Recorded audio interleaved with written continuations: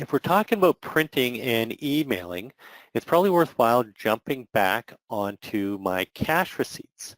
So there have been a number of requests over the years to email cash receipts. Why would you want to email cash receipts? If you're issuing it as a receipt and sending it off to the customer to show that you received the money, if you wanted to send them a quick list of payments that you've received, stuff like that, easily enough, you can now start printing or emailing your cash receipts.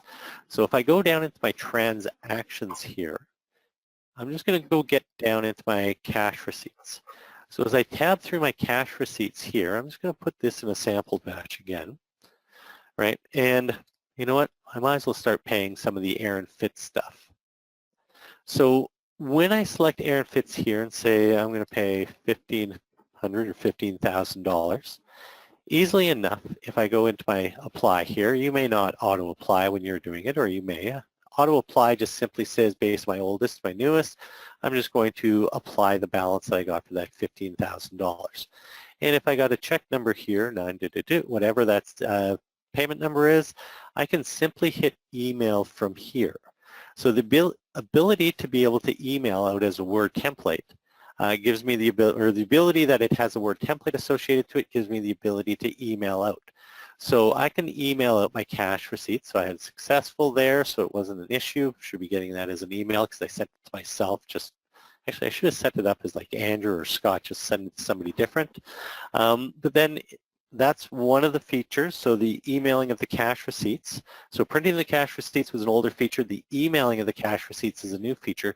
But one of the other enhancements that they've added is the ability to update customers on a mass basis to allow the emailing of the cash receipts. So I'm just going to close out of here for a second.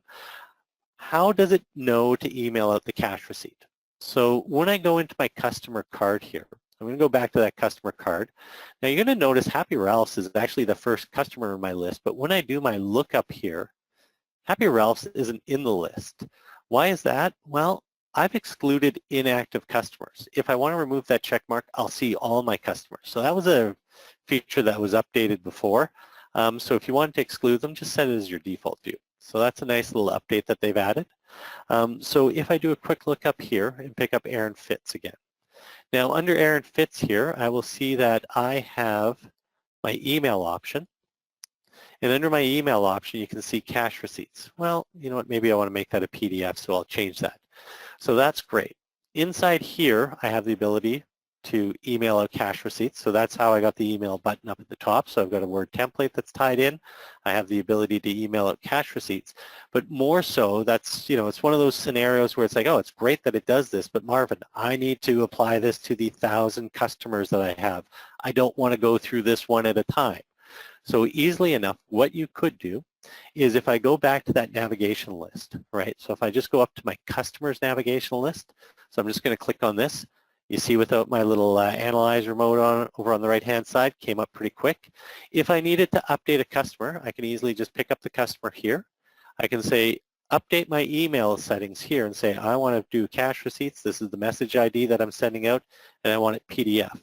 See right there, it was successful. If I need to do all my customers, just click on the header for the customer name here.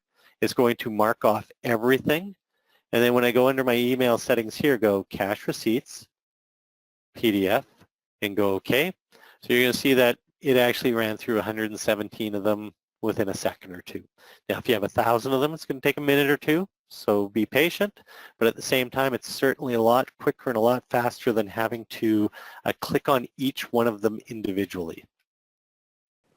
What a great overview, Marvin.